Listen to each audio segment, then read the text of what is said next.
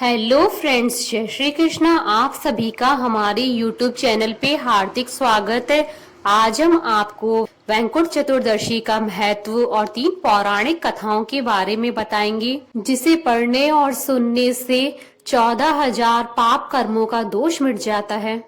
हिंदू पंचांग के अनुसार वैकुंठ चतुर्दशी हर साल कार्तिक मास के शुक्ल पक्ष की चतुर्दशी को मनाई जाती है। मान्यता है कि जो भी जातक इस दिन भगवान विष्णु जी की पूजा करते हैं और व्रत रखते हैं, उन्हें वैकुंठ धाम की प्राप्ति होती है। हिंदू पंचांग के अनुसार वैकुंठ चतुर्दशी 28 नवंबर 2020 शनिवार आज के दिन है।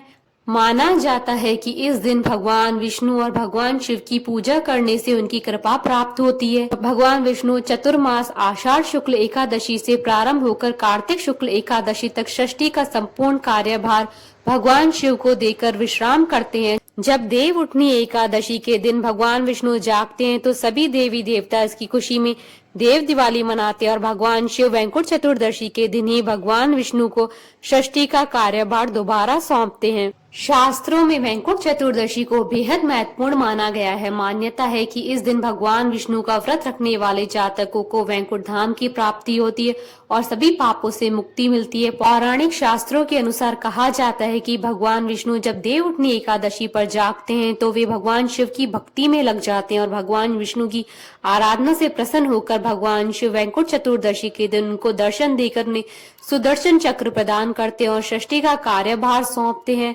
इस दिन भगवान विष्णु और भगवान शिव एक ही रूप में होते हैं। वैकुंठ चतुर्दशी की 3 पौराणिक कथाएं। वैकुंठ चतुर्दशी की पौराणिक कथा के अनुसार एक बार की बात है कि नारद जी पृथ्वी लोक से घूमकर वैकुंठ धाम पहुंचते हैं। भगवान विष्णु उन्हें आदर पूर्वक बिठाते हैं और प्रसन्न होकर उनके आने का कारण पूछते हैं। नारद जी कहते हैं कि हे प्रभु, आपने अपना नाम कृपा निधान रखा है, इससे आपके जो प्रिय भक्त हैं वही तर पाते हैं, जो सामान्य नर नारी है वह वंचित रह जाते हैं। इसलिए आप मुझे कोई ऐसा सरल मार्ग बताएं जिससे सामान्य भक्त भी आपकी भक्ति कर मुक्ति पा सके। यह सुनकर विष्णु जी बोले, हे नारद, मेरी बात सुनो। कार्तिक शुक्ल पक्ष की चतुर्दशी को जो नर नारी व्रत का पालन करेंगे और श्रद्धा भक्ति से मेरी पूजा अर्चना करेंगे, उनके लिए स्वर्ग के द्वार साक्षात खुले होंगे। इसके बाद विष्णु जी जय विजय को बुलाते हैं और उन्हें कार्तिक चतुर्दशी को स्वर्ग के द्वार खुला रखने का आदेश देते हैं। भगवान विष्णु कहते हैं कि इस दिन जो भी भक्त मेरा थोड़ा सा भी नाम लेकर पूजन करेगा वह वैकुंठ धाम को प्राप्त होगा। अन्य कथा के अनुसार, पौराणिक मतानुसार, एक बार भगवान विष्णु देवादिदेव महादेव का पूजन करने के लिए काशी आए थे।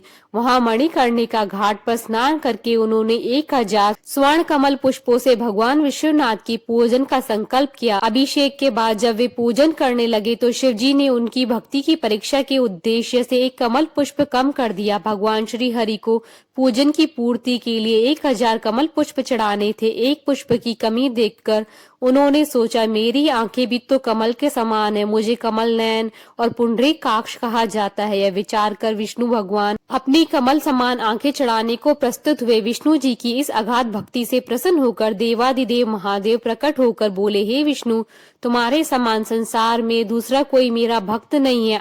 आज की यह कार्तिक शुक्ल चतुर्दशी वैकुंठ चतुर्दशी कहलाएगी और इस दिन व्रत पूर्वक जो पहले आपका पूजन करेगा उसे वैकुंठ लोक की प्राप्ति होगी। भगवान शिव ने इसी वैकुंठ चतुर्दशी को करोड़ों सूर्यों की कांति के समान वाला सुदर्शन चक्र विष्णु जी को प्रदान किया। शिव जी तथा विष्णु जी कहते हैं कि इस दिन स्वर्ग के द्वार खुले रहेंगे। मृत्यु लोक में रहने वाला कोई भी व्यक्ति इस व्रत को करता है तो वह अपना स्थान वैकुंठ धाम में सुनिश्चित करेगा।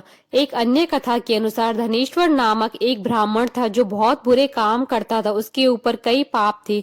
एक दिन वो गोदावरी नदी में स्नान के लिए गया। उस दिन वैकुंठ चतुर्दशी थी। कई भक्तजन उस दिन पूजा अर्चना कर गोदावरी घाट पर आए थे। उस भीड़ में धनेश्वर भी उन सभी के साथ था। इस प्रकार उन श्रद्धालुओं के स्पर्श के कारण धनेश्वर को पुण्य मिला। जब उसकी मृत्यु हो गई तब उसे यमराज लेकर आया और नरक में भेज दिया। तब भगवान विष्णु ने कहा कि यह बहुत पापी है, पर उसने वैकुंठ चतुर्दशी के दिन गोदावरी स्नान किया और श्रद्धालुओं के पुण्य के कारण इसके सभी पाप नष्ट हो गए, इसलिए उसे वैकुंठ धाम मिलेगा। तब धनेश्वर को वैकुंठ धाम की प्राप्ति हुई। बोले भगवान विष्णु की जय, भगवान शंकर की जय, सनातन धर्म की जय। आशा करती हूँ कि आपको वैकुंठ चतुर्दशी की कथा और महत्व का ये वीडियो पसंद आया होगा, तो आप इस वीडियो को अधिक से अधिक लाइक और शेयर कीजिएगा ताकि सभी भक्तों को इस वीडियो का लाभ प्राप्त हो सके। आप हमारे चैनल को सब्सक्राइब जरूर कीजिएगा अगर अब तक नहीं किया है तो, ताकि आप और हम कनेक्टेड रहें। साथ ही प्रेस करना ना भूलिएगा बेल आइकन को, जिससे नए वीडियो से रिलेटेड नोटिफिकेशन आपको तुरंत प्राप्त हो सके। जय श्री कृष्णा।